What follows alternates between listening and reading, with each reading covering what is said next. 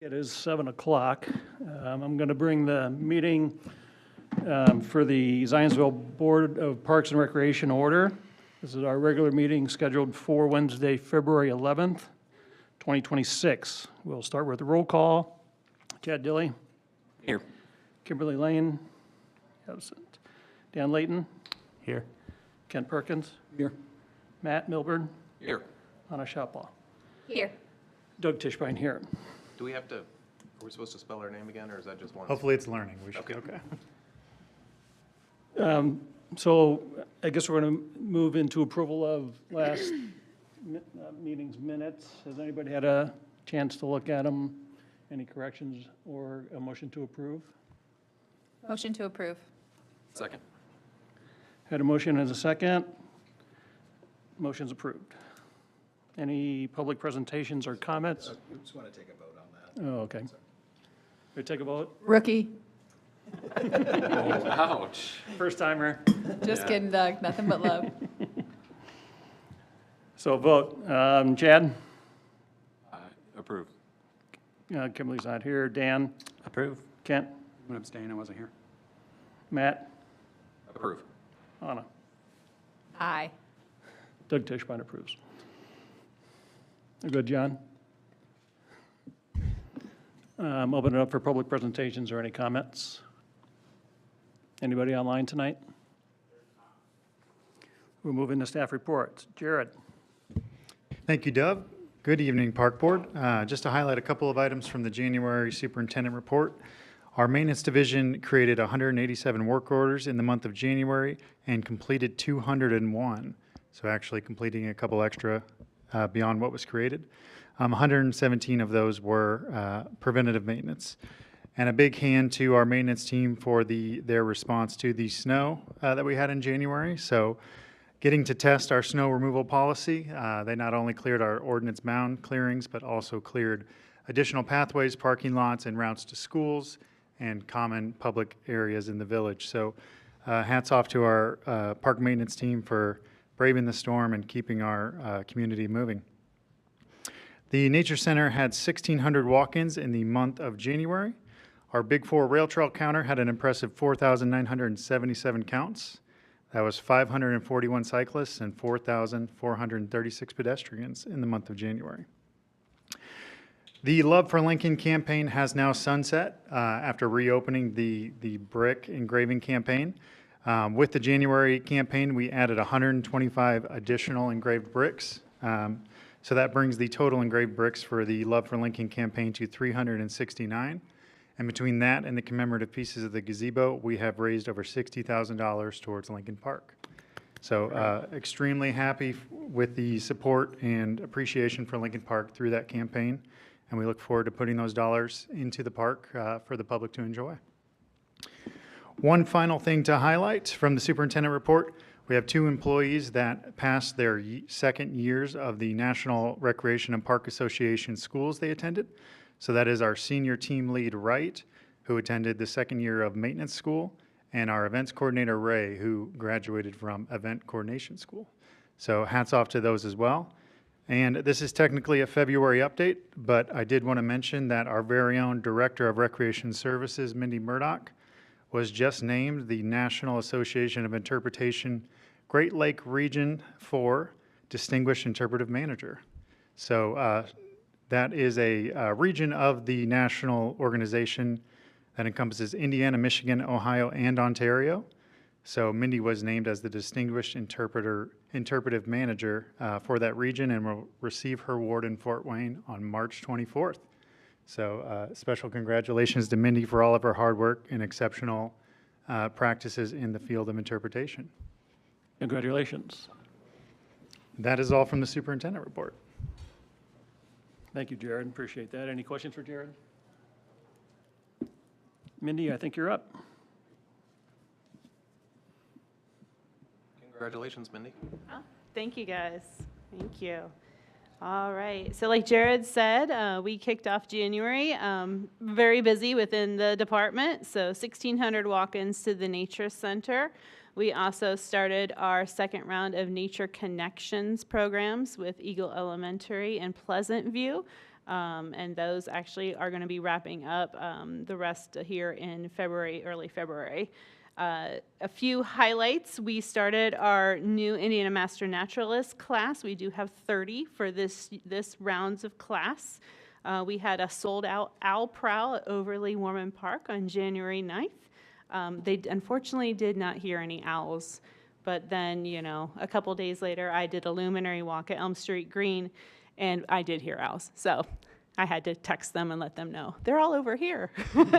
But we also kicked off our first actual co-hatch event on January 8th with a puzzle competition, which sold out without us even having to advertise, and everyone had a fantastic time. So I know people keep asking if we're going to do that again, and we will this summer. We'll have another puzzle competition this summer. And then kind of to kick off, or end January, I should say, we did our Zionsville puzzle swap. And so every year, this is the 5th year that we've been doing this swap, we have continued to add more to that one. So this year we ended with 1,711 puzzles, whereas last year was 1,536. And we had almost 275 participants that came through with the swap. So it's continues to grow, and it's a lot of fun. So, and then like Jared had said, Megan did finish her second year of NRPA Event Management School, and part of that is that she did receive her Certified Festival and Event Associate. So she does have her certification for events as well. That is all I have, unless you guys have any questions. Nope, I think we're good. Thank Thank you so much.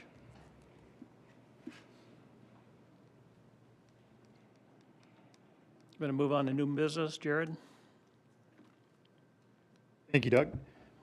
Every year, as a part of the operating agreement out at the Zionsville Golf Course, we invite Zionsville National to provide an annual presentation and update to the park board, and we have representatives from that organization here this evening to update the board. So I'll hand it over.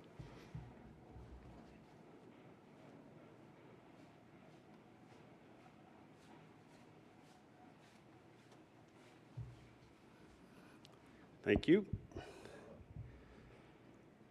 All right, first off, I wanted to just clarify, we have been asked numerous times to provide financials to the town, and when we negotiated the terms with the town, what was in question was the lease and the amount that the town would get paid. So in definitions, fees are greens fees only in the agreement. Golf course revenue is fees. So fees is greens fees only. And the audit, section 4.03, town can audit revenue, meaning greens fees. So we have provided that to the town last year and this year, but we're a private company. We're not a municipality like you guys are, where everything has to be disclosed and out in the open. We're a private company. So now we did provide these numbers to Jared this year and asked him not to, he can give them to the board, but we just don't want those numbers going out to everybody. That's kind of where we're at on that. I just wanted to make sure everybody was clear. Does anybody have any questions on that, on the contract or anything there? Okay. Our update, we did $394,000 in greens fees this year. We're up over 20%, which we're really excited about. We were a little concerned with the dollar increase that we had. I know it's only $1 and we're still the cheapest game in town, but there's a lot of pushback from our seniors, and so we were happy to see them start to come back as the year progressed, and I think they've been very happy with the changes that we've made. Improvements, and we continue to try to get better and better. So for this year, what we plan with the building, the concession stand is the big thing. We hope to start moving dirt in the next 2 to 3 weeks, and we hope to be done by race day. So that's kind of the goal there. We're so excited about getting this up, and not only being, not only for our golfers, but for the community. We're so excited about allowing the community to have a place to come in, enjoy, whether it be a beer, a Gatorade, a hot dog, and sit out there and watch the golf. It'll be right on the 6th tee. They'll be able to watch holes 5, 6, 7, and 8. Have a nice seating area with probably 4 to 6 four-top tables. It's going to be a really neat place to hang out, and we look at it like, boy, if you're going to go to the Friendly or some of these other places on a Saturday afternoon, a beautiful Saturday afternoon, why not go to the golf course and sit out there and watch the golf? So we're really excited about that and aggressively moving forward there. We continue to go after the invasive species. I know if anyone has driven down Willow, they've seen that we cleared out all the Asian honeysuckle there behind 2. Earlier in December, we cleared out all the Asian honeysuckle coming down the path on 9. And these were all, we used to, in the winter, that was our job, to tackle the invasives. And, you know, for the last number of years before we took over, there was no employees during the winter. So we were not able to get that done. So we're now aggressively trying to take care of that. It's a huge problem. And, you know, you guys, and Jared coordinates hundreds of people to weed wrangles for the Asian honeysuckle and stuff. We have 3. So big task for us, but we're up to it and continue to make progress in that. And then just, you know, our people, we continue to hire really good people. You know, Doug saw it last year.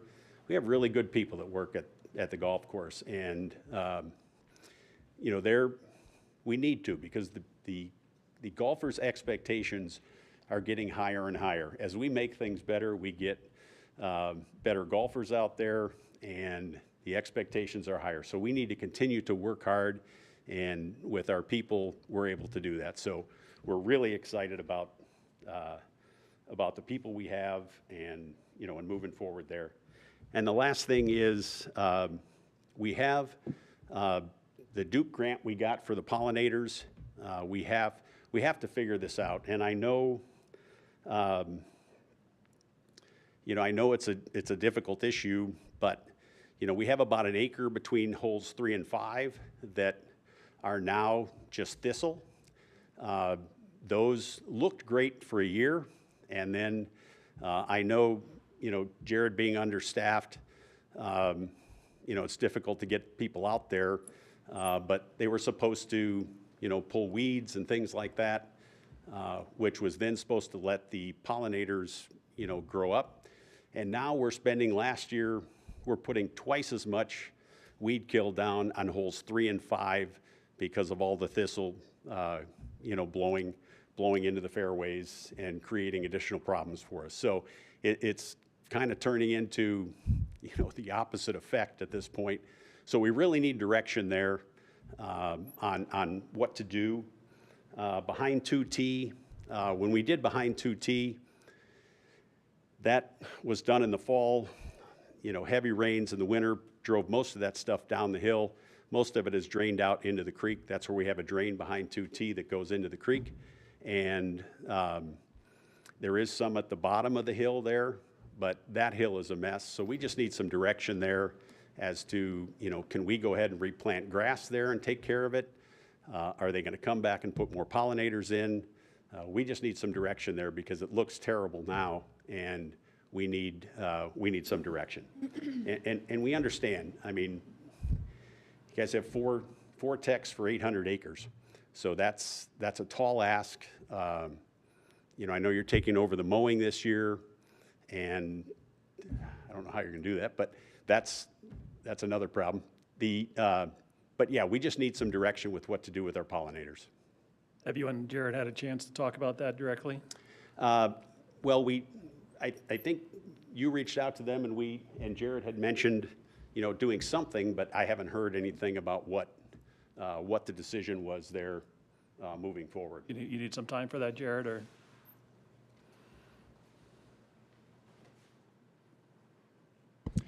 We have a strategy for addressing that. We've already purchased the supplies and are just waiting a rental of a seed drill to put that in this spring, winter. Outside of fall, spring, winter is the best time to actually seed for pollinator spaces, so. Now, can we help by killing what's there, or do you want us to just let it go here in the spring? We'll have a more active role on those habitat sites this year. Okay, good. Appreciate that. Okay, if there's not any question, that's it for the golf course. I did read the agreement, and I do agree the revenue is just greens fees for our purposes. So the other thing is once the information is in the public sector, it becomes public information. Yeah. So you know that we can't protect it. Right, John? Well, if it's a public records request, I mean, there are certain exceptions for confidential financial information that we can redact. So, I mean, it'd be a case-by-case basis, but I wouldn't necessarily say that we can't, that we have to release everything. That might not be true. Okay, good. And we don't have any problem with what we agreed to be public. It's, you know, when we give the total number and that goes out into the public, all they see is that number. They don't understand what we're doing. Sure. And, you know, it just starts a steamroll from there. We've seen it many times over the last couple of years. It's really difficult to control once it gets going, so. Okay. Any questions for Pete? Glad to hear the fee increase is going well and you're getting good feedback and the reception's good. So glad to hear that that's working out. Yeah, we were really excited. We were a little concerned, like I said, with the increase of $1, but, you know, we went from, I think, 301, 304 last year up to 394, and it, you know, it was mainly, you know, what we did and for the reasons we did it. So we're really happy, and I think the golfers are as well happy. I'm glad to hear that because I think it was my second meeting and there was like, 10 men in here that were ready to give a speech about how they couldn't afford the dollar increase. And I'm like, oh man, here we go, So I'm glad to hear that they're coming back around and they're enjoying it and it's working out for everybody because, we want everybody to be happy. We can always tell them too, if they want, they can go up to Hickory Bend and spend $1.50 or $2 more. There you to go. play. So we're Thank pretty- you. Thank you very much. Thanks, Pete. Thank you. Jared, you got some equipment purchase you want to talk about? Yeah, but before we move on from the Zionsville Golf Course, just want to thank Zionsville National again for operating the course so well and inviting so many different demographics out to the golf course. Did want to clear up one misconception, though. The annual audit for revenue is just a requested report that we've been trying to coordinate with Zionsville National. So just explaining what is entailed within that report and a signatory line is all we're requesting. Thank you. All right. Moving on to apartment equipment purchase. As Pete mentioned, we are moving mowing operations in-house this year, and as such, we do need to fortify our fleet, not only to cover the 800 acres of parkland we have, but also just to have some resilience in case a mower goes down mid-season. So the request before you this evening is to purchase two mowers, 72-inch decks, Toro 4000 series from Howard's Lawn and Garden. We did request quotes from 3 different providers, and this was the low bid on this. So with your consideration, upon approval, we'll purchase these 2 new mowers. It's a different facility that the one that sold us the tractor. Yes, a it couple is. Meetings ago? Yes. Okay. Do we have experience with Howard's Lawn and Garden and? Yes, no concern? the majority of our fleet is Toro, so they're pretty much our sole provider for repair on those. Jared, remind me, how many people are we hiring for mowing this summer? What's recap the plan for that? I would love to hire up to a dozen. So the goal is to be driving around 1 crew cab truck per zone. We have 4 zones in our park system. So the goal would be to have, up to 4 people per truck in the best case scenario, so up to 16 people using weed whips, blowers, and mowers across our park system. And are those going to be like college kids home for the summer, or where are you thinking about recruiting, and what's the timeline on that? College kids, retirees, anybody that has a passion for being outdoors. We will not be discriminate. If you have a good work ethic and pass a background check, we're happy to train you and teach you parks and recreation operations. And last year, did we contract? Do I remember right? Yes, I would say probably about 90% of our mowing was contracted for the past several years. So what does the breakdown look like this year in terms of expected cost for staff and equipment versus our contract? So this first year, it's going to be pretty close to break even just because of these capital outlays for the new equipment. But moving forward, we're not going to be replacing mowers every year. We'll get 10 years or more, 13 years on some of our mowers. So the capital outlay is going to drop off, so our staffing cost is exponentially lower than a contracted service. What did we pay last year? Do you remember? Around 83,000, I believe. Okay. And so so this year we'll break even because we're going to have the extra costs of the mower, but then in subsequent years, we'll doing- save that approximate 25,000. If not greater, yeah. Yeah, and if we amortize the 25,000 over the 10 years, then we're saving money from the jump, really. So this decision was kind of twofold. One was cost savings, obviously, with SB1 and needing to look at our budget again. But two, it was to have control over our parklands again. So working with contractors year to year and their revolving staff, there were several native habitats and park amenities that were damaged throughout the year. Sometimes those claims and follow-up processes are easy to get replacement, but other times it's an argument. So rather than damage our investments, we want to have better control over that. So we can train our people to know Mow what this they should weed, weed not that whack weed. and not. That That's makes right. sense. What other capital expenditures, if any, do you anticipate related to the mowing in-house? Do we have trailers to pull these, or? So we will be purchasing one more trailer, but that's a significantly lower capital outlay than these mowers. And within our equipment line, we did budget 40,000, and originally we're going to purchase 3 mowers this year.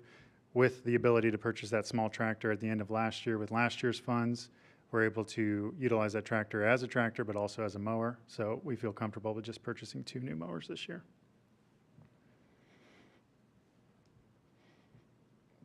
Questions for Jared on this one? Need a motion? Make a motion to approve. A second. All those in favor? Aye. Aye. And all those opposed, same sign. Motion carries. Thank you. You've been waiting to do I've that. been waiting to do that. Love it. That's the fun part.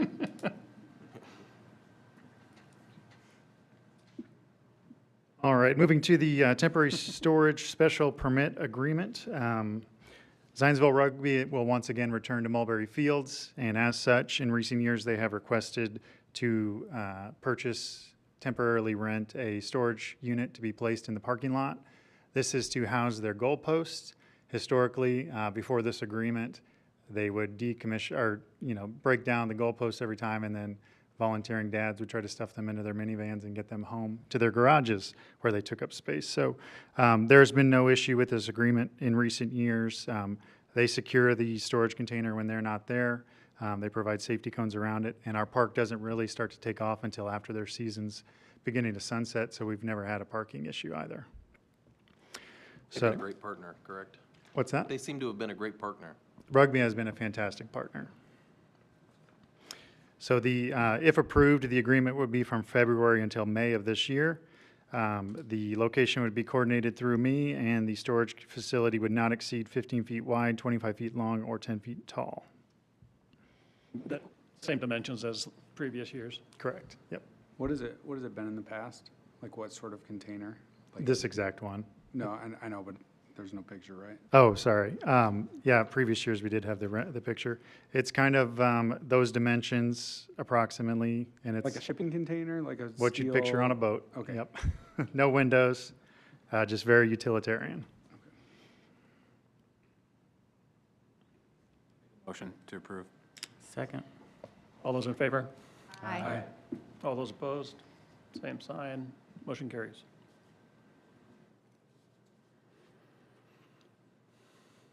All right. For the next couple of resolutions, I'm happy to put the policy up on the screen and review it line by line, but I'm also happy to provide a summary, and we can discuss any components the board would like. Either direction the board wishes to take, we can do. But this first item, Resolution 2026-02, is developing a film and photography policy. So currently, you're not allowed to have commercial activities on park property unless they're sanctioned through myself or this board. This develops a framework so that our professional photographers can utilize our park system for those family portraits for commercial enterprises. And it develops a process so that they can obtain the permit once a year. It's good for multiple sessions, and it just covers our liabilities. It provides some accountability and transparency on who's in our parks taking photos, and it just streamlines the process for that. So with this board's consideration, we are ready to build this into our website and adopt that process. Again, this does not pertain to any personal photography, so there is no photography police that'll be tracking up people that take selfies. So just a couple of definitions for the public within this policy. Casual personal photography is non-commercial photography or video taken by individuals or small groups for personal use, news gatherings, or social media. Does not require exclusive use of park space, props, sets, models, or significant equipment. Commercial film or photography is any film or photography intended for sale, advertising, promotion, profit, or commercial distribution. And then the permit holder would be whoever would receive a permit to authorize those commercial uses on our parkland. I have a couple of easy questions. So what you're saying makes a ton of sense when people are coming in and doing photos for family photos, et cetera. Would it be personal or not personal if somebody came in and by themselves took pictures of green space and then sold it on their website? That would be sold it, so there's some exchange of funds. That would be commercial in nature. Okay. But if a family has a DSLR and are taking photos of themselves, in a professional setting, but for personal use, that wouldn't be considered commercial. And I have TikTok. So I see lots of people coming in and getting in fights with police or different things about they have a YouTube channel, so they're a news person. So I noticed in here it says accredited news. So I just wanted to make sure that that is legal. Let me jump onto that question too, because my question was going to be, have we reviewed this for First Amendment issues, and are we comfortable with that limitation and others? Independent journalists that really are people with a YouTube page?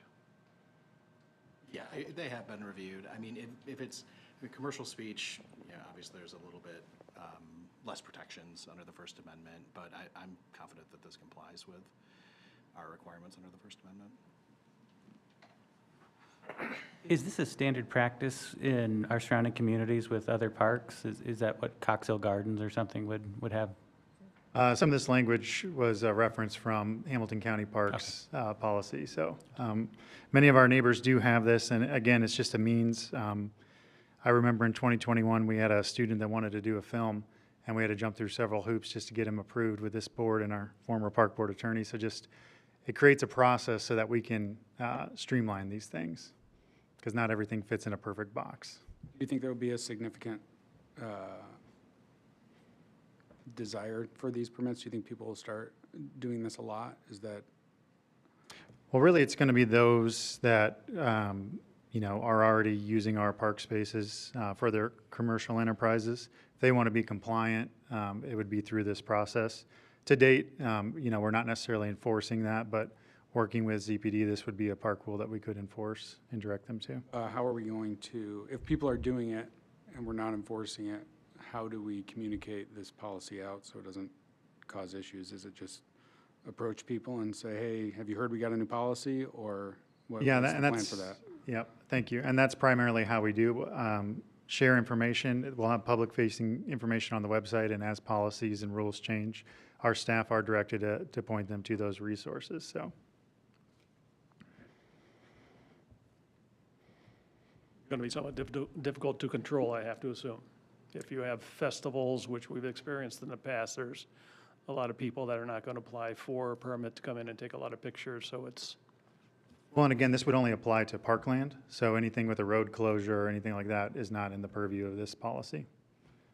A lot of people taking pictures of at Lincoln Park when it opens. That's what you're envisioning, right? Yeah, and just, as we have ceremonies there, if they have a professional photographer, that would be the expectation that they'd have a permit associated with that. Any other questions on Resolution 2026-02? Do I have a motion? I'll move to approve. Do you have a second? I need a second. Second? All those in favor? Aye. Aye. Aye. All those opposed, same sign. Motion carries. Moving on to Resolution 2026-03, this is the creation of a community garden policy. So the community garden program has been running for several years before my tenure with the Parks Department. And this is just an attempt to centralize all of the rules, procedures, and definitions of that program so that we can update this policy and then are reflecting public-facing information accordingly. So with the board's consideration, approving this community gardens policy. How is this different than what we've done in years past, Jared? The difference is that this is a policy approved by this body, whereas historically, I believe, I haven't been able to find a former policy, so it's more of just a program that's been running. And so these definitions and all the information within this, this was just created to help you manage it then? Yeah. Kind of gives like some set rules to people, or? Yeah, we've had rules change year to year, and sometimes those have been communicated well, others they haven't. It also sets some dates, which historically have been a little more gray. So just providing both leniency for our operations, but also expectations for the gardener. So this will help us build out the website so our gardeners know what they're signing up for, as well as guidelines and expectations of their role in reserving a community garden plot. So no changes in like fees or rules or anything like that? It's more just documenting what was kind of loosely abided by? Correct. So the fees within this are what were approved by this board at the November fee schedule agenda item. So again, just consolidating previous information. Make a motion to approve. Second. We have a motion and a second. All those in favor? Aye. Any opposed? No, but I am excited for gardening season, so. Can't be here soon enough, right? Motion carries. Moving on to Resolution 2026-04, approving an amended Zionsville Parks and Recreation Facilities naming rights policy. So this policy was originally introduced and approved by this body in 2023. Since then, we've been researching additional best practices. Some of those are incorporated in here. We've cleaned up a few of the definitions, as well as one of the largest changes between the 2023 policy and this one is just providing a little bit more context to the role of the Zionsville Parks Foundation and the active partnership they should have if they're procuring a donation associated with naming rights, so that they ensure that the donor's will and intentions are carried through whatever that deliverable is. Questions? Then I'll entertain a motion. Make a motion to approve? Second. Have a motion. Second. All those in favor? Aye. Any opposed? Motion carries. Jared, I Jared, have, correct me if I'm wrong, but Michael Kaufman, previous board member, really put in a lot of labor with you on that one, correct? Yes, he was a huge catalyst in developing the original policy, and Yeah, good. this is mostly that, just updated a bit. Great.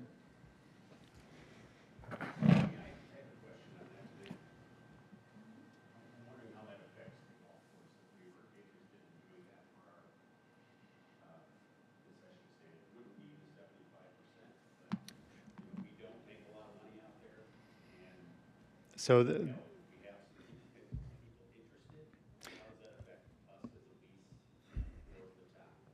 the question was, how would the naming rights policy affect the golf course? So the golf course is actually deeded to the town of Zionsville, not the park board. So again, our policy would not necessarily apply to the golf course. It could always be, transferred and carried over with the will of the administration, but that would be a decision outside of the park board. So Jared, before we leave that, question for you. We've got a couple of new assets going into Lincoln Park. One of them is a gazebo and the other one is the fountain. If the board was going to entertain looking and for somebody that may be interested in naming rights, like the Dilly Family Gazebo of Hope, is there a We process? need to lower that threshold real far. Is there a process that we follow to see what kind of interest may be out there? Absolutely. So the fountain is claimed, the original family that donated the original fountain. We felt we should honor them with the new fountain, so they'll have their name with that. But the gazebo does not have a name associated with it. So if it is the consideration of the board that we should advertise that, we're happy to develop that framework and begin to advertise that opportunity. What does that process look like? We would begin to solicit potential donors and utilize this policy to make sure, we're recovering the percentages it mentions as far as what that naming rights allocation would be. And then any selected donors, we would work through terms and then ultimately provide an agreement to this body for consideration. And what do you need from this board? If you want me to go for it, just say so, and I'm happy to. Do we need a vote? We could take a vote. I'd entertain a vote for allowing Jared to go for it. So would that give us the opportunity to so you're going to solicit bids, they'll be submitted or interest in an amount, I guess, donation amounts, and then you'll bring those to us to review? Or how would that work? Yeah, any naming rights assigned to an asset comes before this body for approval, but we can certainly solicit that opportunity to the community and see.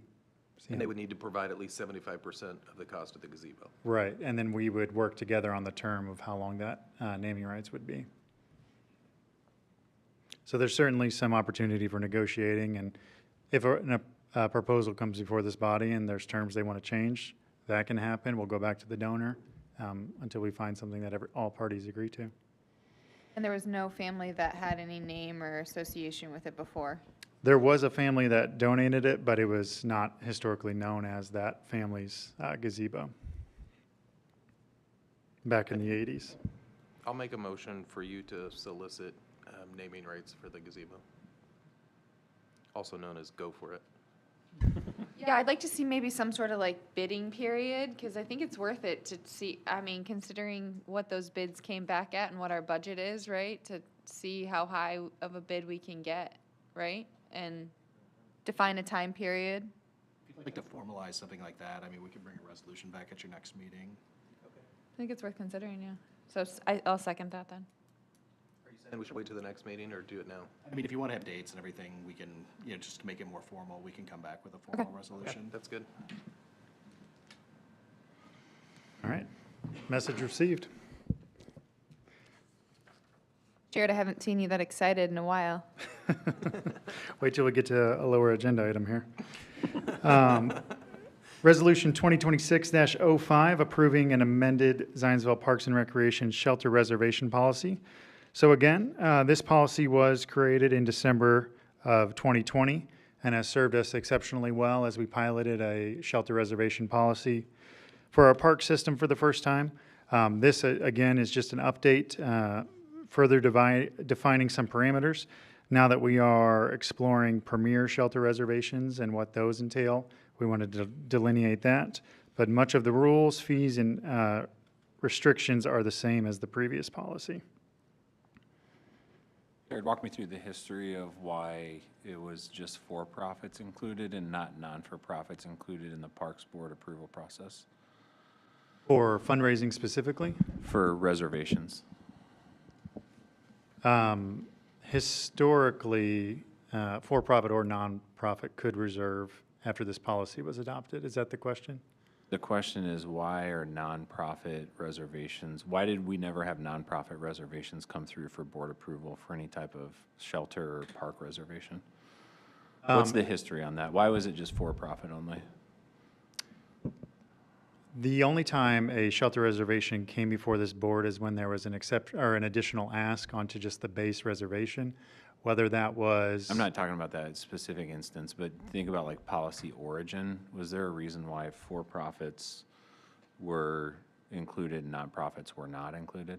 I'm just trying to understand history on that, because from my perspective, and my biases is I think I'm going to make a recommendation that we amend this policy to where nonprofits need to be approved by the board as in addition to for-profits. Can you let me know what section you're talking about?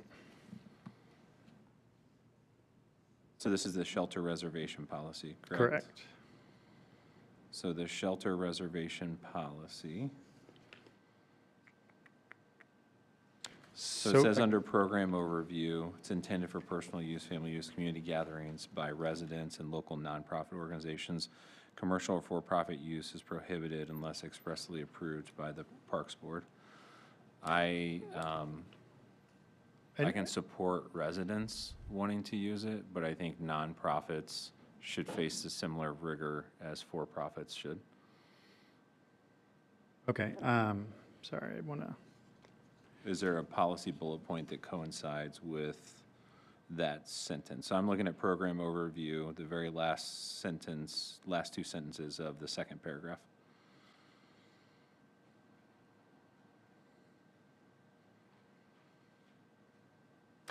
I think that was back to the point that a commercial or for-profit use would be in the exchange or transactions of monies that would benefit that organization. So historically, nonprofits, if they are forming a fundraiser, do have to come before this body, but we have Girl Scouts, we have churches, we have a lot of nonprofits that just make regular shelter reservations for their meetings throughout the year. So not that we couldn't amend the policy, but that would have a lot, that would potentially delay and miss some of those meetings that they would hope to have. That also extends to our sports teams. So as they rent fields, if it's a weekday, a nonprofit can rent the shelter for no charge. And our rugby or Little League, those are all nonprofits. Recommendation is that we look at that, we contemplate that as a board of reservations of any nonprofit. Because I think just the overtake of a park, whether they're nonprofit or for-profit or whatever political leanings of the organization is, just overall just doesn't sit well with me. And I think a park should just be a park for people to come and enjoy. And so I think that's where my bias is coming from with this. So do you recommend that we table the shelter reservation policy until we can come up with some language or agree to some terms as a board? I think so. I think it's worth like a healthy debate right here, and if we want to put it on an agenda item for future contemplation. Help me out, Jared, because one of the things you just mentioned was rugby. And every year I've been here, we voted on letting the rugby be here. So that has definitely come before this body. Sports field reservations have, but since the shelter policy in 2020, shelter reservations, if they meet all the parameters of the program, less than 100 people, pay their fees, those have been administratively approved. What other, so this is the policy for reserving shelters. Correct. What other policies do we have to reserve what other portions of parks?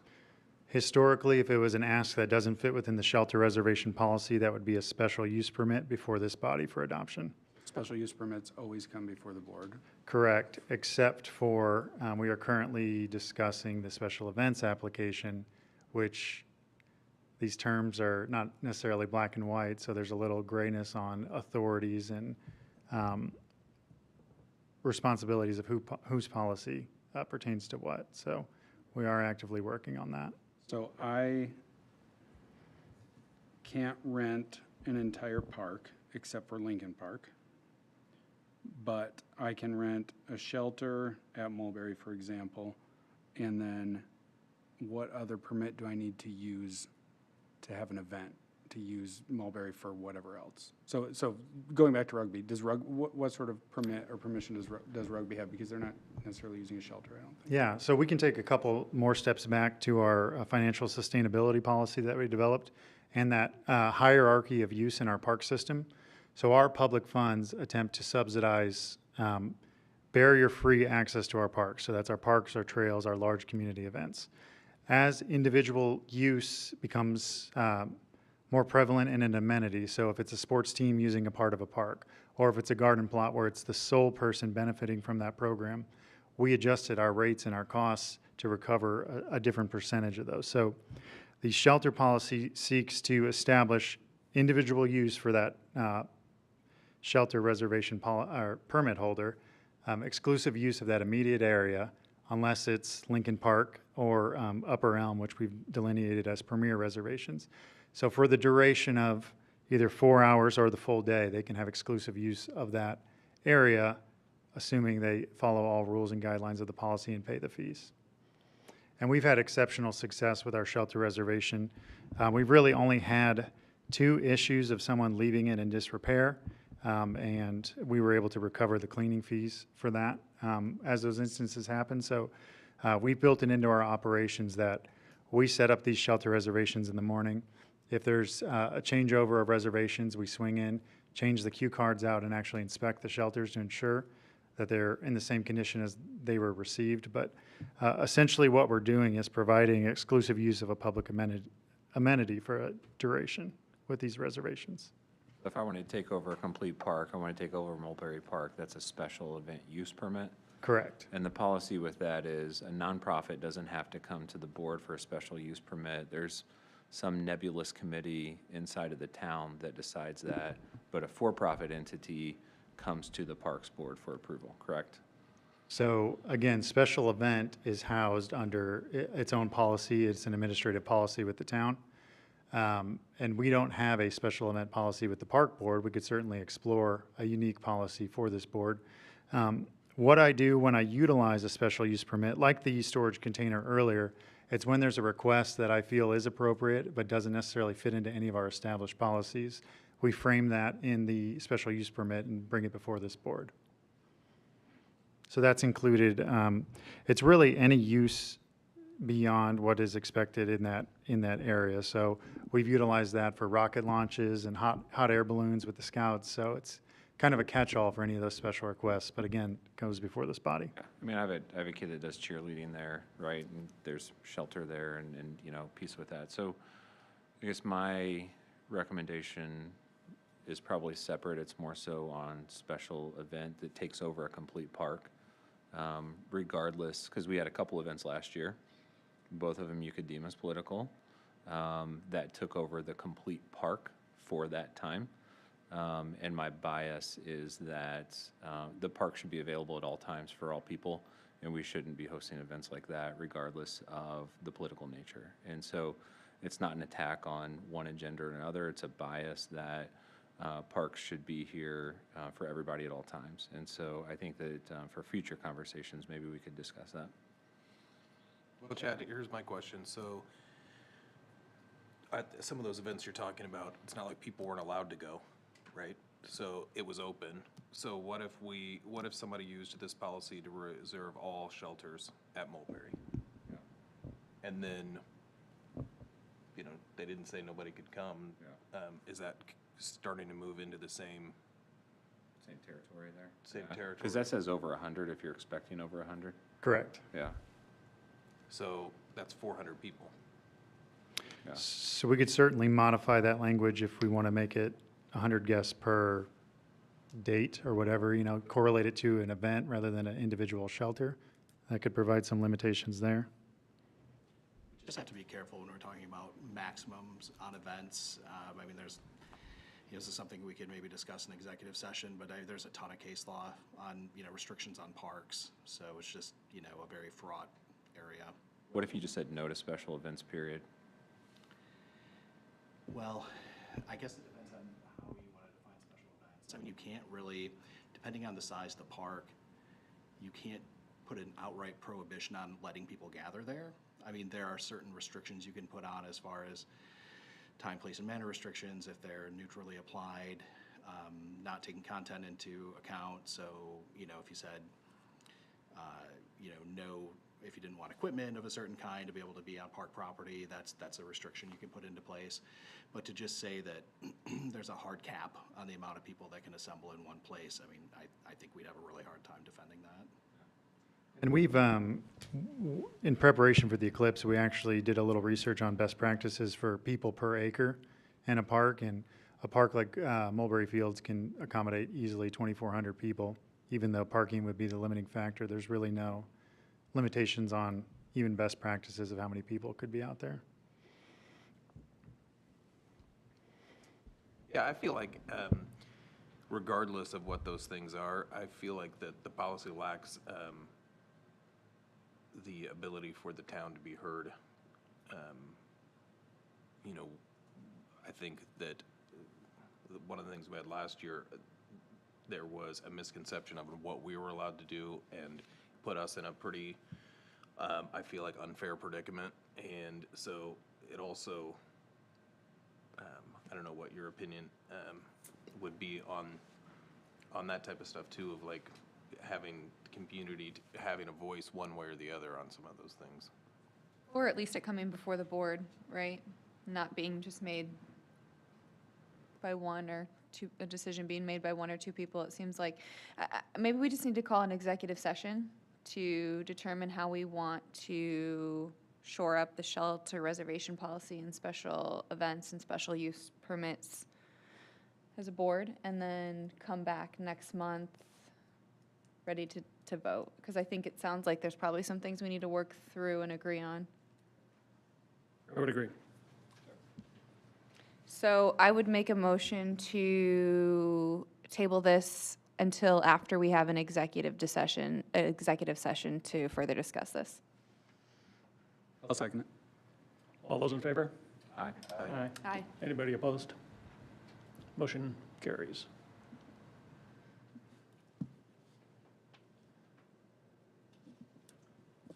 All right, moving on to Carpenter Nature Preserve Change Order 5. As the first phase of construction out at the preserve is winding down, we have a exceptionally exciting opportunity before us. So I'm actually going to pull up some photos real quick for reference.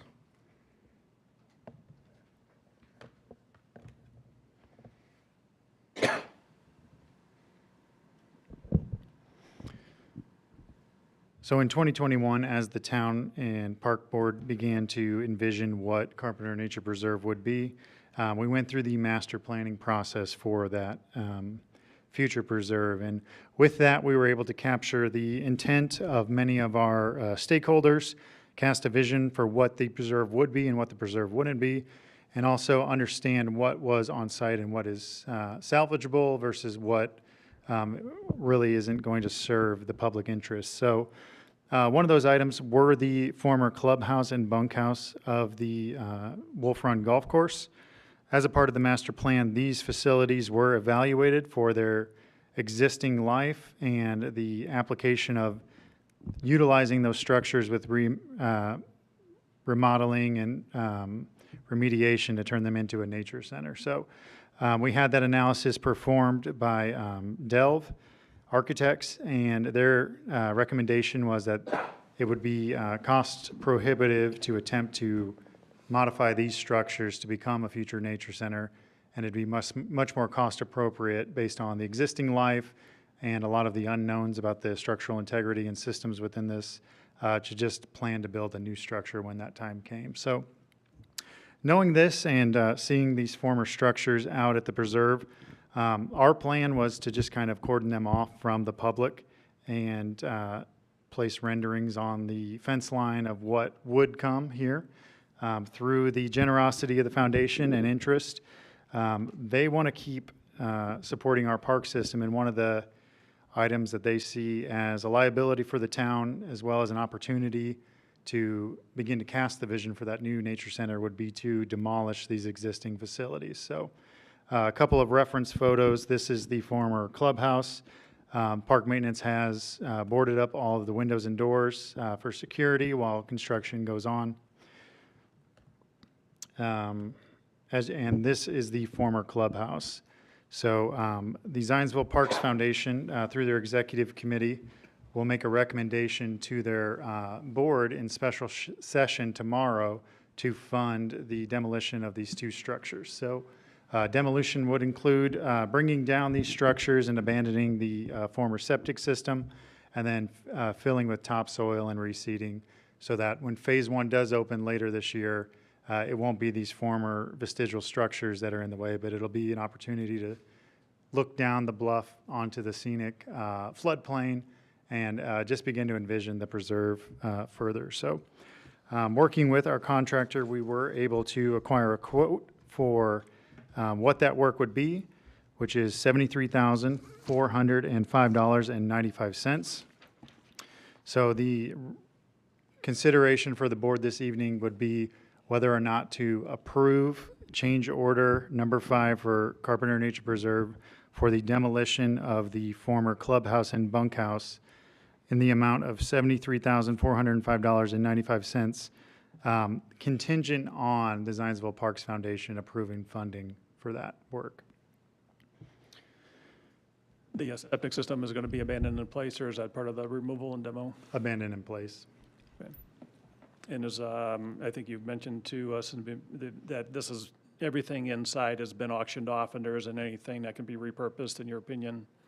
Yes, so there might be a locker set or two that my team will go in and attempt to pull out, but truly when the Wolf Run Golf Course closed down, they held an auction, and HVAC systems, electrical is pulled out of the wall. There's really not much there except for the shell. And again, part of that analysis was evaluating that shell, and when you go into the basement of one of the buildings, you can see daylight from one of the concrete slab walls. So there are lots of unknowns of what would happen if we attempted to rehabilitate these structures. And truly, every time you try to fit a program into a facility that's not necessarily designed for that, there's always going to be challenges. And security-wise, if we decided to just keep these in place, we'd have to put security fencing around it. And what's that expense to us? So there is fencing within the contract to do that. Is approximately an $80,000 line for that. We could utilize that fencing at the maintenance barns to have some additional security there, or we could receive a credit, which would be a percentage of that $80,000. Questions? My question would be, no concerns about doing this, actually very grateful for the foundation for willingness to fund it. Is there a reason this wasn't in the original kind of scope of work, or was it just like a value engineer effort? We just couldn't do it all, and so these stayed there? We had to make plenty of sacrifices along the way to have a Phase 1 project that was going to be safe for the community, and demolition of these structures just seemed out of the ballpark. And truly, some of the original quotes for this work were more than double, but value engineering a solution actually helped us cut that in half to a price point that the foundation could fund. So part of the request would be, if the board considers approving this, that I feel it would be responsible to offer naming rights for the nearby overlook associated with this. So that would be separate of a future nature center, but just to provide some form of recognition for this amazing gift for the Carpenter Nature Preserve. So that's kind of the secondary carrot that would come with this. I feel it would be appropriate to honor the Parks Foundation and potentially name that overlook. So if approved this evening, we will work on that naming rights agreement if it's approved by their body, and have that agreement before this board for future consideration. But to be clear, we're just voting on the change order today. Correct. Contingent on the funding from. Say that again, Kent? We are just voting on the change order. We're not voting on the naming rights today. Yeah, and the change order is just the demo, right? Correct. Yeah. Yeah, I want to again echo the appreciation to the foundation for doing this. I think this could have at risk been an eyesore should we open that up and be there, just would have looked out of place. So I appreciate their willingness to step up and make a motion to approve the change order contingent on the funding from the foundation. I'll second. We have a first and a second, and all those in favor? Aye. Anybody opposed? Motion carries.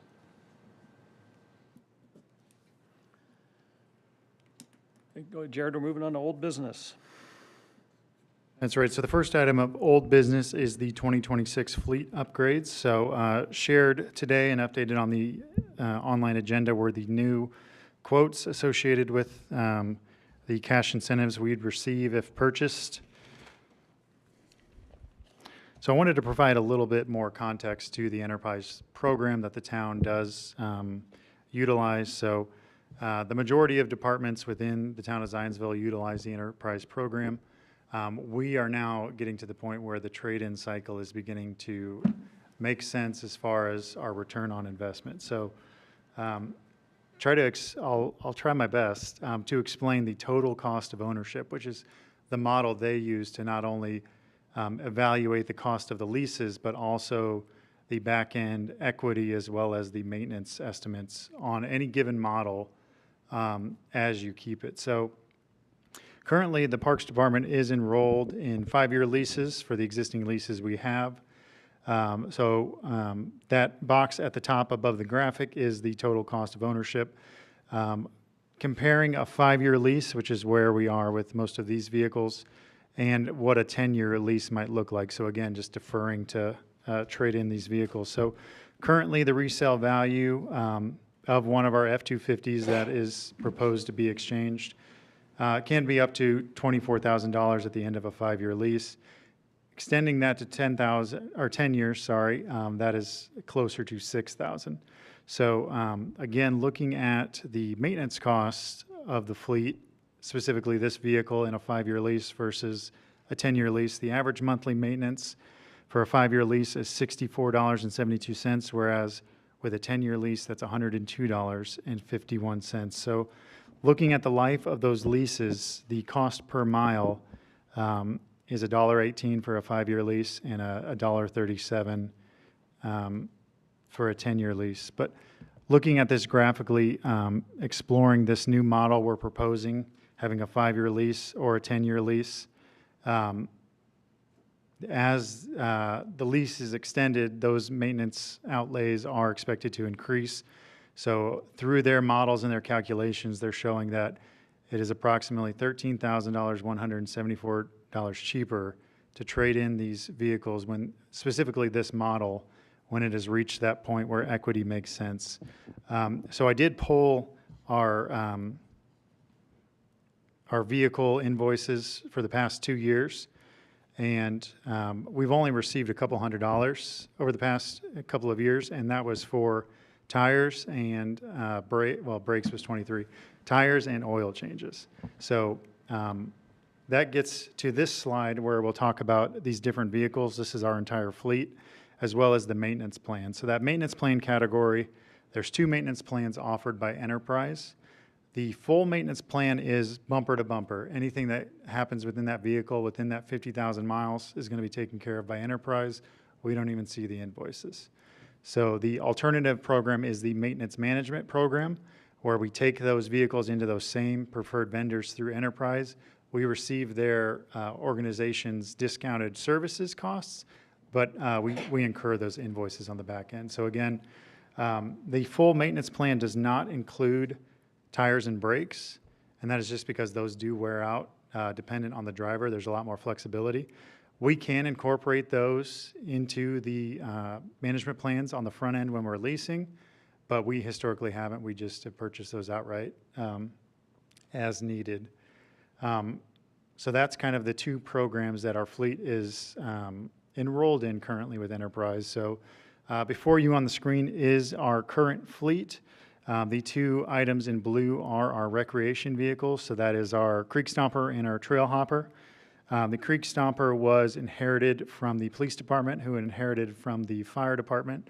So that is an ambulance that is not enrolled in these programs because we will continue to operate that until it has no serviceable life, and then it will be decommissioned. We will not likely buy another ambulance. The Chrysler Pacifica passenger van is the other recreation vehicle, the Trail Hopper. That was purchased with COVID monies. It was a need in our department. So that was kind of a one-time exception where it made sense to purchase outright versus leasing. And I'll just talk a little bit about the challenges as a municipality with capital outlays versus maintaining a consistent line within our operating funds. So maintaining a consistent line and keeping that relatively appropriate, we can carry that year to year and anticipate those expenses. But as capital failures happen on these vehicles, there's the very real chance that that vehicle is either going to be out of service until we can get an additional appropriation, or it's going to be deferred year to year. And that exact scenario happened with our former 2013 Old Blue, we called it, Explorer, where it was having ignition issues and brake and shifting issues that we couldn't resolve with our dealers. So we had multiple staff get stranded, actually in various parts of the state, by the unreliable vehicle. So then we're either asking them to drive their personal vehicle and paying mileage, or we're just going without in our operations. So that's kind of some context about the philosophy of managing our fleet. And again, enrolling in the enterprise program, it's so beneficial to government entities because we receive those incentives on the front end, and because of our lower mileage, we are able to trade them with higher equity on the back end. So again, while the mileage is lower on these vehicles, that doesn't necessarily mean that the wear and tear is the same as a personal vehicle. So certainly my vehicle is primarily a commuter vehicle, but our work trucks and are driving on rustic trails. They're hitting tree roots. There's just things being thrown in the beds and pulling trailers. So there's a lot more chance that as that vehicle ages, it's going to have transmission issues. It's going to have brakes and pads and strut issues. So again, we've experienced all those with former vehicles that we have owned, band-aided together, and try to get as much life out of them as we can. So the consideration for the board this evening, continued from last month, is the 4 highlighted vehicles. The primary driver is the equity balances versus the mileage on these vehicles, and the cash incentives we can receive with purchasing this year's model. I will say, for the F-250s, we are trying to move to the crew cab model, since we are going to start having a seasonal roster in our vehicles. The 2018 Explorer is the vehicle I utilize most. It certainly does get me where I need to go, and it aesthetically is in good condition. So I'm happy to say, I do believe there's still some life in there, but it's this board's consideration on whether the trade-in of the equity is appropriate now, or to continue to consider that in later fiscal years. So currently, our monthly total for our leases with the management plans and the existing leases is $5,540.63. That is pending some cash savings from vehicles that we did trade in last year. So that should come down a little bit more this year as those are sold. The proposed payment for, if we approved all 4 new leases, would be $8,028.38 a month, or approximately $96,000 a year. That is before the equity would be factored in. So factoring that in, it would be approximately $82,077 a year for the fleet leases. So I'm happy to answer any other questions concerning our fleet. Jared, question for you. Going back to that other page you were showing us of like 5-year leases or 10-year leases. When we do a 5-year lease, is it the same as like if I did a lease where they're going to tell you the buyout at the end, like if you want to keep it, here's what you pay? Yeah, so a couple of our vehicles that are being proposed are at the end of that lease. So every month that we go beyond, either that lease payment will diminish or it'll be recalculated depending on how long we keep it. But Enterprise has never done a buyout, but they did mention that they could, if that was an interest of the town, they could explore that.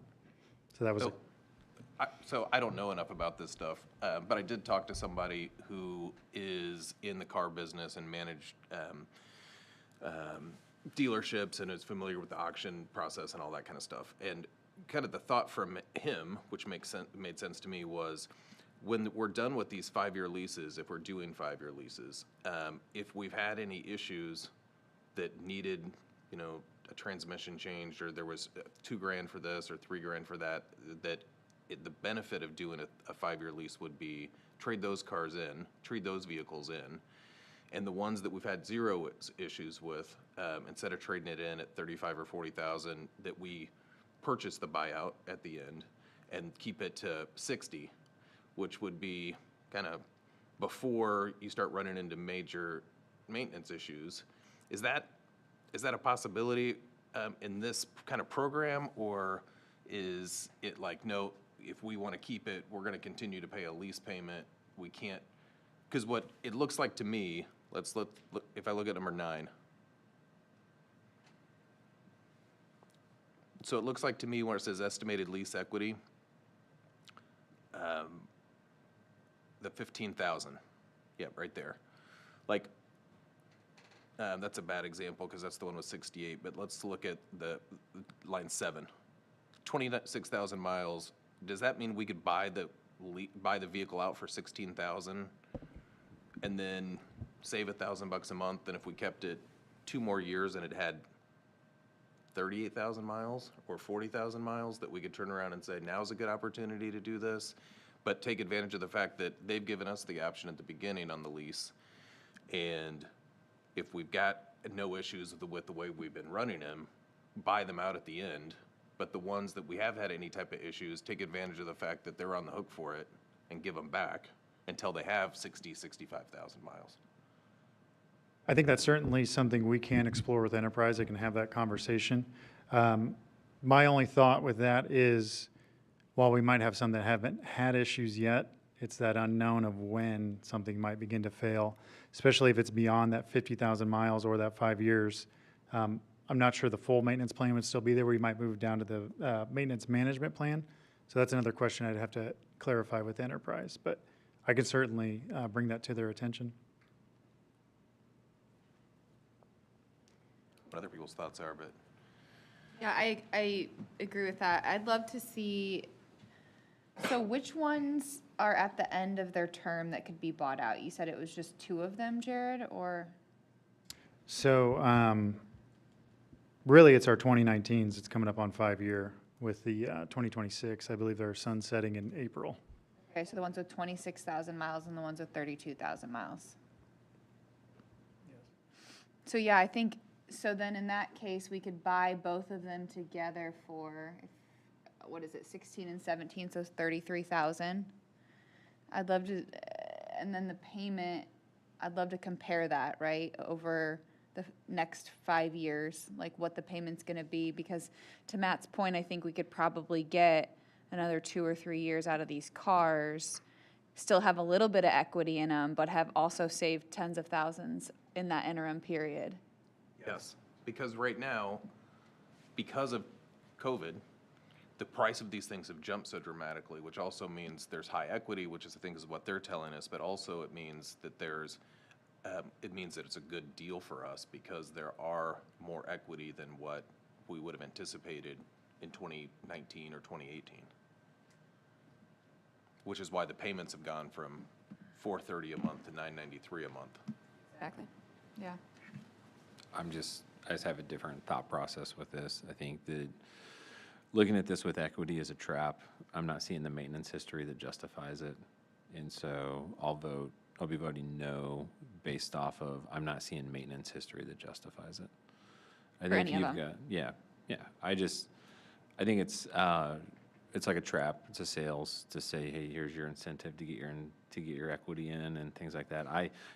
Stated another way, I would take the gamble on repairs of a major repair of a transmission of a Ford F-150 with 26,900 miles on it. I know they're run harder than what normal is. I would take the gamble on that more than I would take that monthly payment. And you see after a year what it looks like. Because this isn't, like, we could revisit this next year too, right? Every year, if Yeah, we can. and I Yep. could eat humble pie next year and we replace 2 All transmissions. 5 have transmissions out. Yeah, right, really. and then we own that as a board, like, that's the gamble, but I Well, also, yeah. Chad, the part that I don't understand is, the part that I'm still confused about is, they're giving us money for these back, right? And so, generally, that would be how much more than the buyout is, right? So if if it says equity of 16,000, then, The equity is the fair market of whatever that vehicle at that mileage has at that time. So that can be independent of how much we might owe against it. So you're right, that's a different number. So you're seeing this as a different financial equation, or what are you thinking, Matt? You're the finance guy. yeah, well, for sure, what we're not seeing is, what is the buyout, and maybe the program never has a buyout, right? But normally a lease would have, here's what it is, at the end of the time, it's a buyout, and like, say, for example, you went over your miles by a bunch, instead of paying the penalty on the miles, you buy the car for cheaper. And then you know, from his opinion, from the person I'm talking to opinion, yeah, they are run hard, and you really shouldn't be keeping them over 60, 65,000 miles, but also because there's not a lot of, there's some engine miles, but not a lot of wear miles. There's a big market for these types of cars too at auction. Yeah. And so if we go over, like, again, if they set it up of like, no, it's an infinite lease, like there is no buyout at the end, but we will give you, if you trade it in early, we'll give you some numbers, then that's something different than them saying at the beginning, here's what it is. If you decide to keep it, you can either keep paying a lease payment or you can just, here's the price at the beginning. That's what I would like to see some clarity on. Happy to revisit this with Enterprise, get those answers, and bring it before the board when it's appropriate. I think the other thing to consider is your need for bringing your mowing in-house. And you're probably going to need different vehicles for the number of trips you're going to need to make, the amount of people that are going to be within these cabs. And so even if it's something less than what the ask is, I think that part of the pro forma to bring mowing in-house probably had to do with also your vehicles. Is that included in there? That wasn't calculated per se with this estimate, but there was the anticipation that we would move from regular cabs to crew cabs as appropriate with the. You're going to add 12 to 16 seasonal employees, then that's a pretty, Jared, how pretty, is pretty that large a? job. I'm sorry. Go ahead. Is that a nice to have or a need to have, the crew cab thing? That's a need to have with this model we're moving to. If you look below, the Silverados we purchased last year are crew cabs, and then our team leads vehicle is currently a crew cab, so we might be able to accommodate it with just one from this next year, so that's something I can bring before the board once I. So we currently have 4 crew cabs, is that correct? That's a misnomer, so one of the trade-in, that crew cab is actually a regular. Something we need to think about as we bring mowing in-house, and I think we said earlier that we're going to kind of be even this year on expenses if we're having to justify new vehicle purchases as part of bringing mowing in-house. That does change the cost, right, and the benefit of having cost savings, right? And so just something to kind of think through as we talk about what's driving the need to approve these. And if we decide to reject this and to buy the current vehicles and keep the regular cabs, will we need to look at getting bids for the mowing, or would you still be able to make it work with the vehicles you have? That's something I need to explore with operations. So, again, having 3 crew cabs, that's 3 of our zones that potentially have the ability to move a full crew. We also have UTVs, so might be less practical, but I'm sure we could work out something with our existing equipment. I'm sympathetic to what Chad said about doing it just for the equity, which might be, are we saying equity is probably more like trade-in value? Was that the conversation you were having? Like, this isn't how, okay.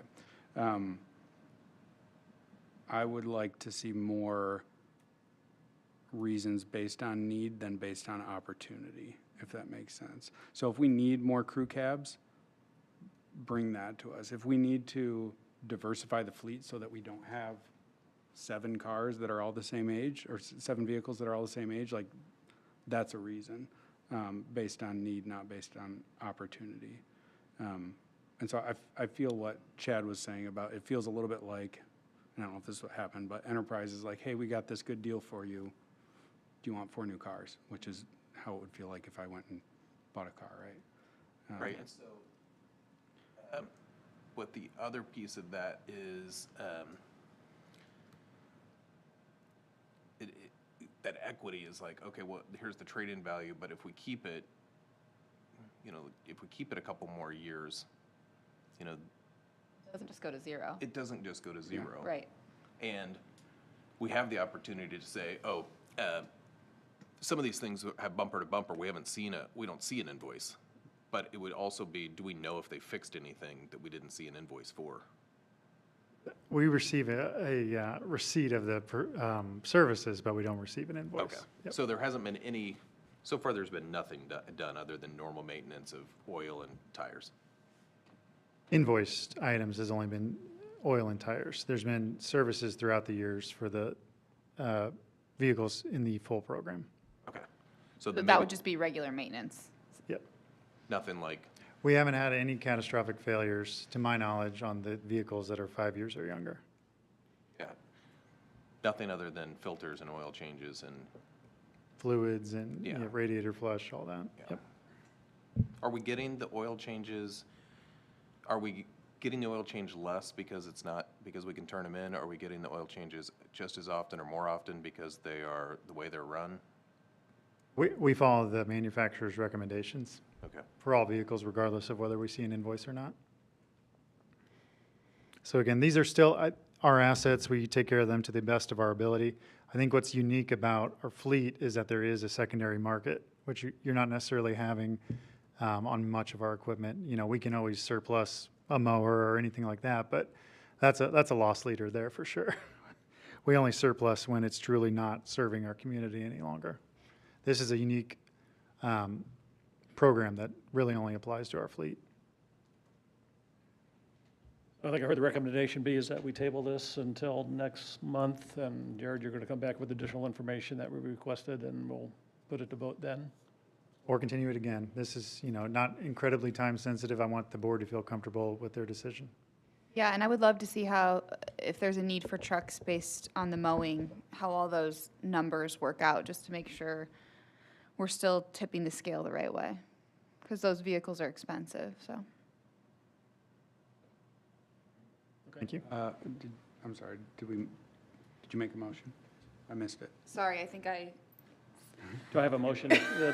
Okay, I move to table it. I for second. next time. All those in favor? Aye. Any opposed? Motion carries. All right, last item on the agenda under old business is Resolution 2026-01, consent for citizens easement within Greenway easement.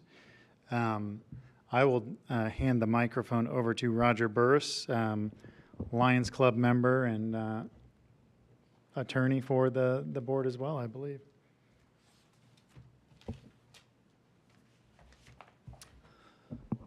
Thank you, Jared.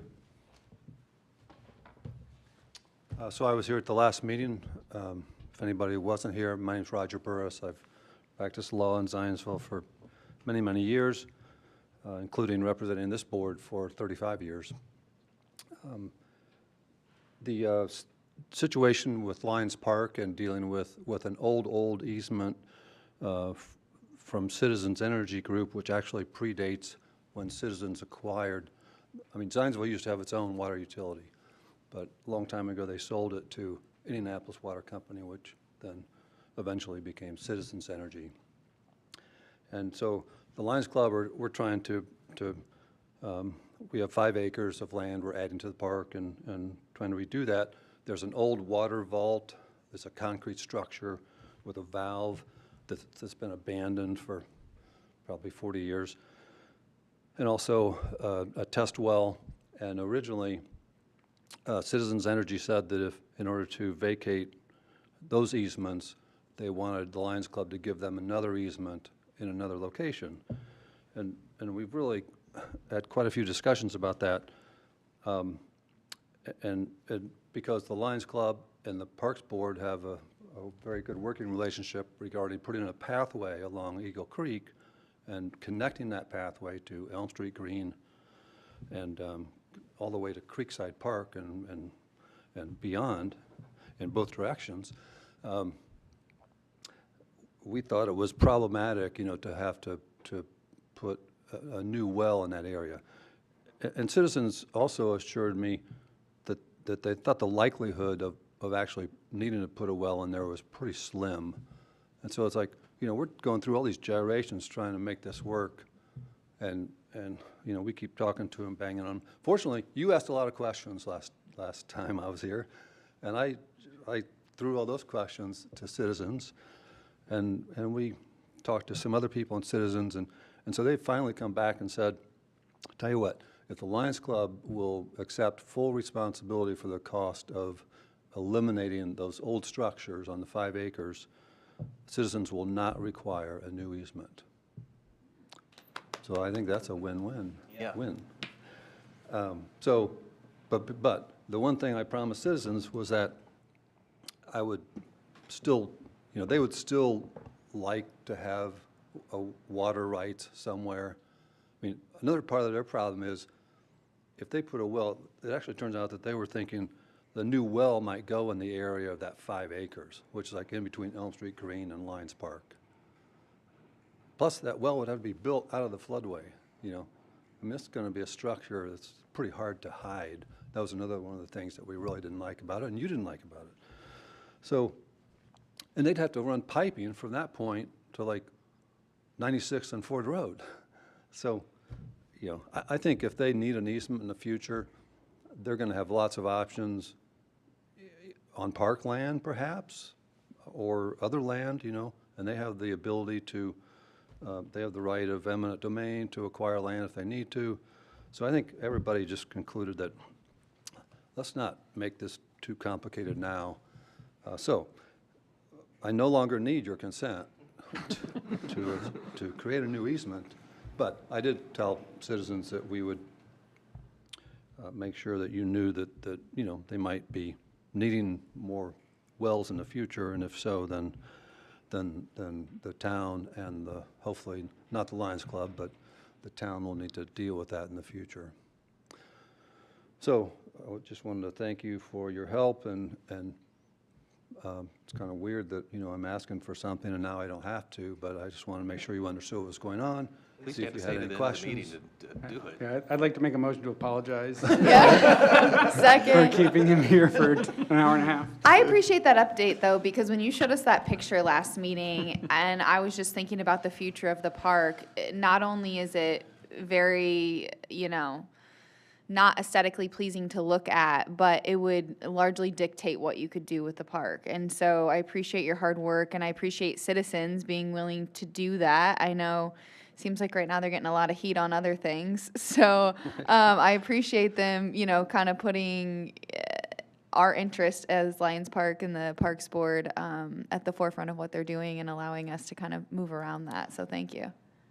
Yes, I think that's a good thing too. And by the way, sitting here and listening to some of your discussion makes me think, I don't remember the park board being quite as engaging when I represented them as this group. So I'd like to congratulate you on that.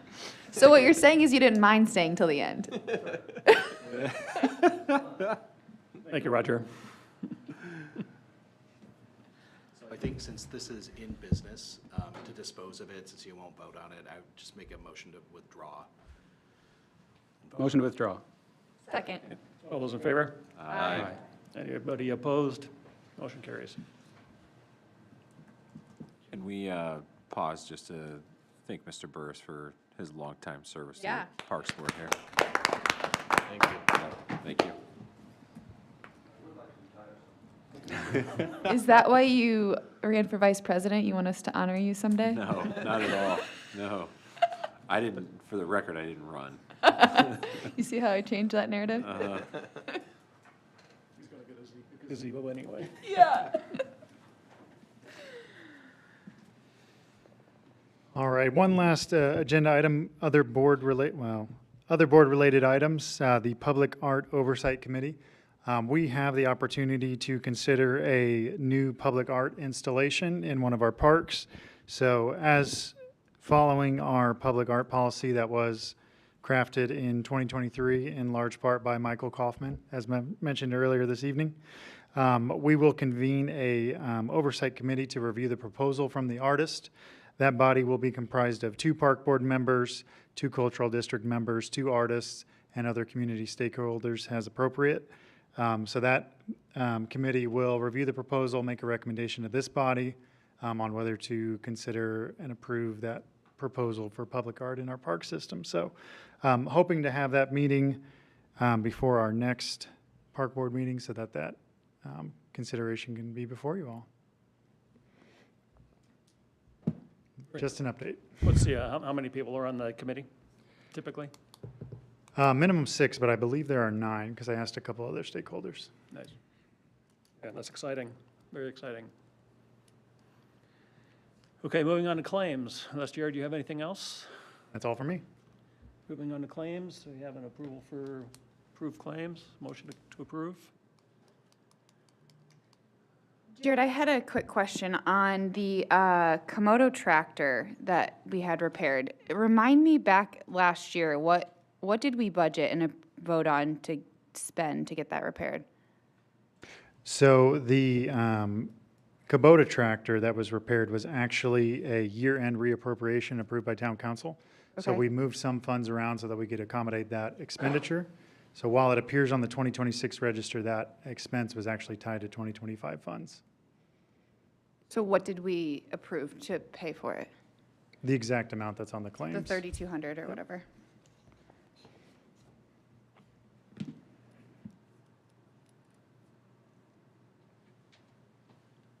And then the electrical work at Mulberry. Talk me through that.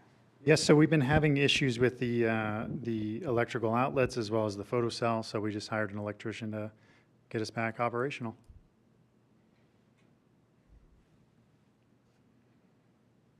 And then last one, the bridge inspections. Is that something we do annually or? No, there's a recommendation to at least do it every 5 years. So RQAW conducted a engineering review of the 100-foot bridge and the Starkey switchbacks. We wanted to have their professional opinion. First, to ensure that those structures remain safe for the public use, but then second, it provided some capital outlays that we can begin to budget for in future years as needed.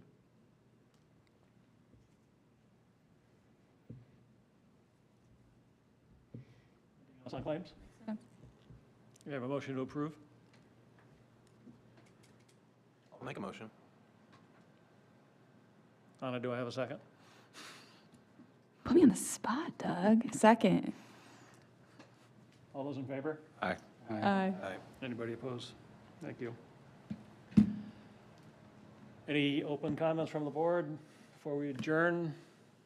Anything on anybody's minds? Do we audit our finances on a routine basis? Departments? Yeah. Like just the overall, like what's the There's an audit? annual SBOA audit for Okay. all town-affiliated entities. Okay. Is that something that comes before us? And I should have known, I've been on the board for 2 years. Do we review that? No, I don't believe so. I can check with our director of finance, but I don't believe so. Okay. It's So it'd the only come town to us council if there's, president and the mayor that generally are involved with the they get audit. that? Okay. And if there's some sort of outlier, it'd come to us? Yeah, I mean, there's an audit, exit interview for anything that's on there, any deficiencies or anything. Yeah, If anyone gets arrested, we'll know. hopefully. I think the intent behind my question, right, because we've really focused the last couple of years on financial stewardship, right?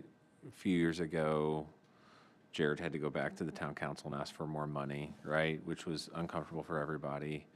And then we went through, was it SB1, right, where everybody had to just kind of tighten their belt up across the board.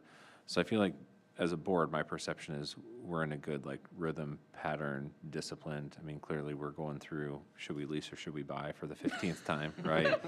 Probably borderline a little bit excessive on how we're doing now. But I just want to make sure the only other thing I had just questioned financially is who comes in and audits us just to make sure we're above reproach with things. And I don't have any concerns at this point in time, but I just wanted to ask that question. So it happens. It's the State Board of Accounts. State Board of Accounts. Okay. Good. No further questions, Your Honor. Anybody else? Let's call this meeting adjourned.